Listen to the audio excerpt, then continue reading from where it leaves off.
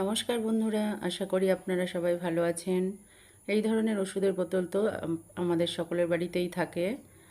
আজকে আমি এই ওষুধের ঢাকনা দিয়ে আপনাদের লাউ ছাড়ানো দেখাবো, লাউয়ের চোকলা ছাড়ানো দেখাবো। দেখুন কত সহজেই এই ঢাকনার সাহায্যে আমি লাউয়ের চোকলা ছাড়িয়ে নিচ্ছি। কত সুন্দরভাবে লাউয়ের চোকলা ছাড়ানো হয়ে যাচ্ছে এবং খুব তাড়াতাড়িও কাজটি হয়ে যায়। দেখুন কত সুন্দরভাবে অল্প সময়ের মধ্যেই চোকলাটা ছাড়ানো হয়ে গেল। আর দেখুন কত সুন্দর ছাড়ানো হয়ে গেছে। আর এইভাবে ছাড়ালে দেখুন একটু লাউ নষ্ট হচ্ছে না, পুরোটাই। এবার আমি আপনাদের এই ঢাকনার সাহায্যেই গাটি কচু তো আমরা সকলেই খেয়ে থাকি, এবং এই ঢাকনার সাহায্যে আমরা কত সহজেই গাটি কচুর চোকলাটাও ছাড়াতে পারি। দেখুন কত সুন্দরভাবে এই সামান্য একটা ঢাকনার সাহায্যে আমরা গাটি কচুর চোকলাটা ছাড়িয়ে নিলাম। দেখুন কত তাড়াতাড়ি ঢাকনার সাহায্যে কত সুন্দরভাবে আমরা ছাড়িয়ে নিতে পারলাম। আদা তো আমাদের সবার রান্নাঘরেই লাগে, এবং আদাটাও দেখুন এইভাবে যদি আমরা ছুরির সাহায্যে আদাটাকে ছাড়াই তাহলে কতটা আদা নষ্ট হয়ে যায়।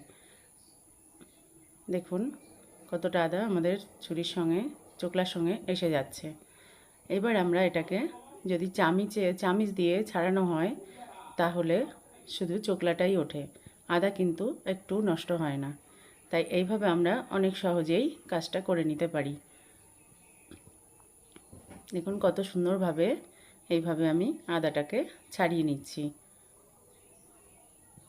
একটু আদাও এইভাবে ছাড়ালে নষ্ট হবে না, চোকলার সঙ্গে বা ছিলকার সঙ্গে বাদ যাবে না, পুরো আদাটাই থাকবে।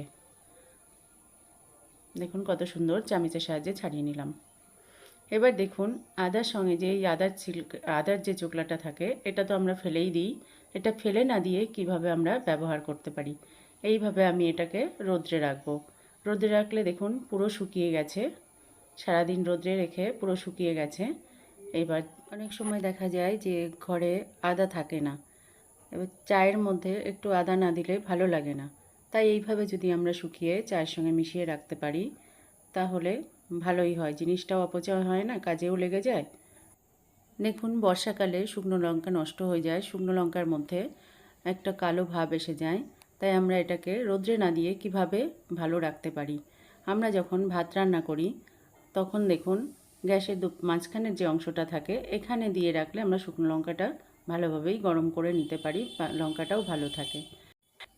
এরকম পুরনো ভাঙা ছাতা আমাদের প্রায় সকলের ঘরেই থাকে। আমরা এসব ছাতা ব্যবহার না করে এগুলোকে আমরা ফেলেই দিই। দেখুন এটাকে কিভাবে ব্যবহার করা যায়। এইভাবে একটা দড়ির মধ্যে ভালো করে শক্ত করে গিঁট দিয়ে বেঁধে নিয়ে বর্ষাকালে যখন আমাদের জামা কাপড় শুকাতে চায় না, একটা ছাতার সাহায্যেই আমরা কিভাবে অনেকগুলো জামা কাপড় শুকিয়ে নিতে পারি। দেখুন এইভাবে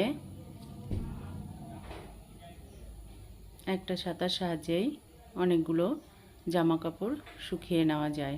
অল্প জায়গার মধ্যেই আমাদের এই কাজটা হয়। দেখুন কিভাবে আমি একটা ছাতার সাহায্যেই অনেকগুলো জামা কাপড় দিয়ে দিয়েছি। এইভাবে অল্প জায়গার মধ্যে অনেকগুলো জামা কাপড় শুকানো যায় বর্ষার সময়।